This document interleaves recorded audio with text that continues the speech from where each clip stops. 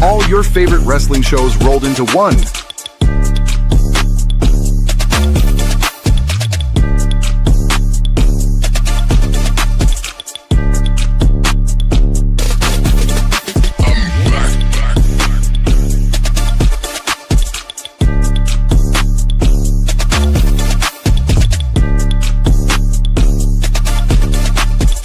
Welcome to the We Book It podcast. Let's start the show. Yo, what's going on, Book It family? This is your boy, Mr. Teddy Lemon Pepper Step Along, coming in for a late night edition of Monday Night Raw Dog. I had to apologize for being so late because I have a job that requires me to be on the football field the past hours that I don't want to be on the football field. But we coming in, it's 1:40 in the morning, but goddamn it, we gonna talk about Monday Night Raw. So let's get into it because we kicked off the show with LA Knight calling out his boy Solo Dolo Sikoa.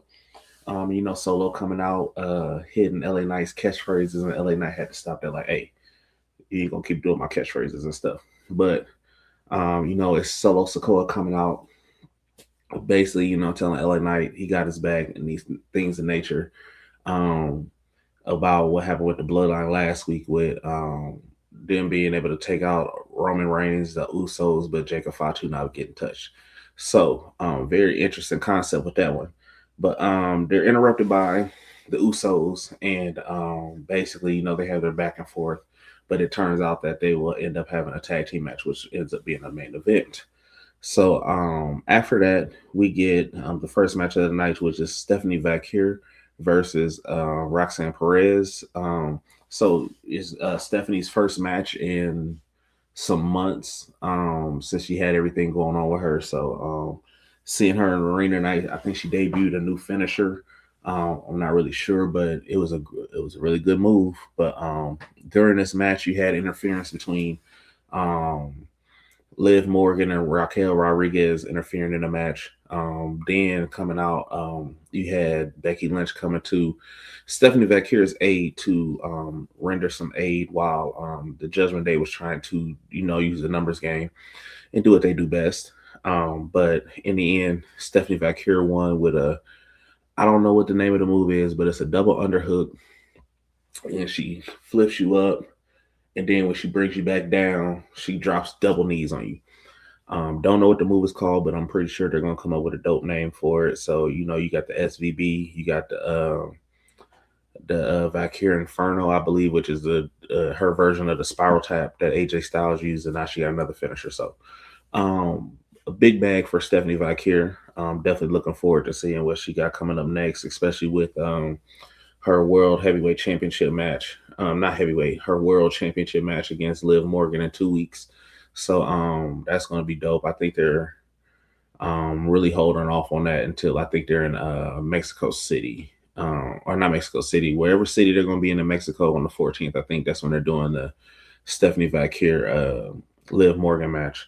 But right after that match, we have a backstage moment with Rey Fenix and Rey Mysterio, which then turns into Dominic Mysterio and JD McDonough talking crazy to Rey Mysterio, doing what they always do. But Javon Evans comes and attacks both JD McDonough and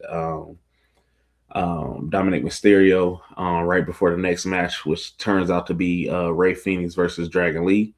For the qualifier, Lucha Libre qualifier match to face Roman Reigns when they go to Mexico. And to be honest with you, man, Lucha Libre has probably been the most highlighted thing WWE has had on Monday Night Raw and probably this whole year.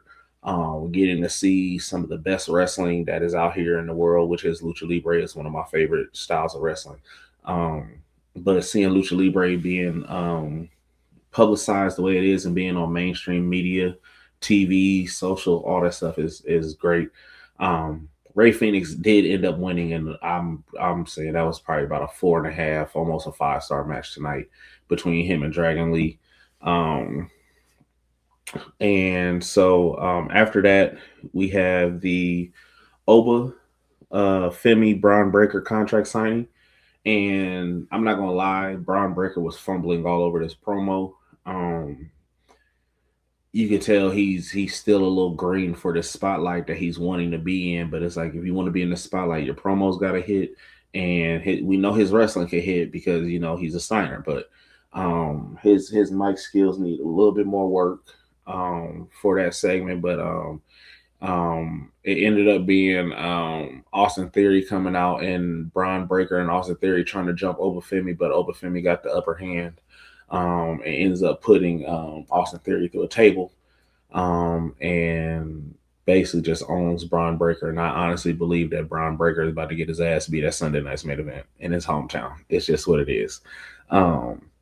So after the contract signing, we have the young OG Javon Evans versus Big Cass, which was actually a really good match between Javon Evans and Big Cass. Even though Big Cass did end up getting a win in his first Monday Night Raw appearance in 8 years.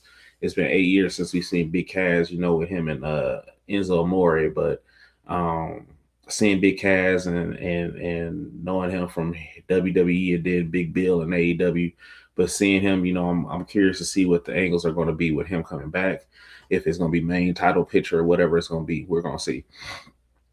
But the next match we had on the night was Penta versus La Parka. A lot of people are trying to, a lot of people might not know, but La Parka is an iteration. So La Parka is really just a character. But this is the third La Parka over the course of the history of La Parka the Luchador. This one is much taller than a lot of other La Parkas. I know a lot of older wrestling fans remember La Parka in WCW. That's one of the longest tenured La Parkas that has been around, the one that was in WCW. But so Penta gets the win over La Parka tonight. So it ends up being the Lucha Bros, Rey Fenix versus Penta, to see who will face Roman Reigns in that World Heavyweight Championship match. And I honestly feel like it's going to be Penta, just because he's big brother, and the build up they've had for Penta for, God knows how long. He's been Intercontinental Champion. That's the only title he's had, but he's been in that great spot position on Raw and hasn't left the show. So seeing what Rey Fenix can do and knowing what he can do is going to be a great match.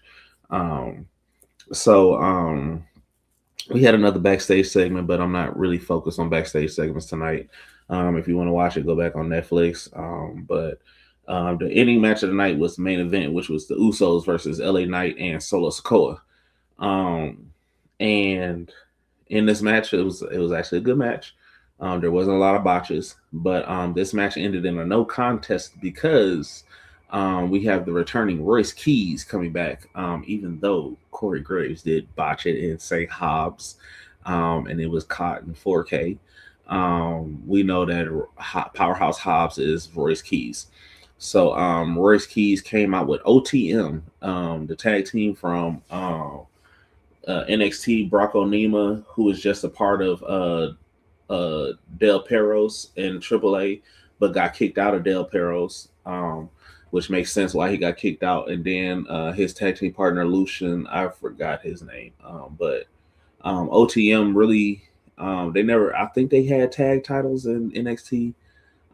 They might not have got a lot of traction that they should have gotten or could have gotten, but OTM is a really good tag team. Former football players, but a really good tag team and strong fellas. So to have them plus Royce Keys is almost another version of the Hurt Business, but with almost 3 Bobby Lashleys. That's just my take on things. But I'm curious to see now what happens, because now you got the Bloodline, now you got Solo and LA Knight. Royce Keys was with them, but now that Royce Keys ain't with them, it's curious to see who is it, because Royce Keys turned his back on LA Knight and Solo, and both of those two individuals were the ones that did have his back, even though when he got that chair put around his neck, I know the angle could probably be that neither one of them, neither Solo, neither LA Knight came to his defense. So I could see where they're going to go with that, and anybody can get it.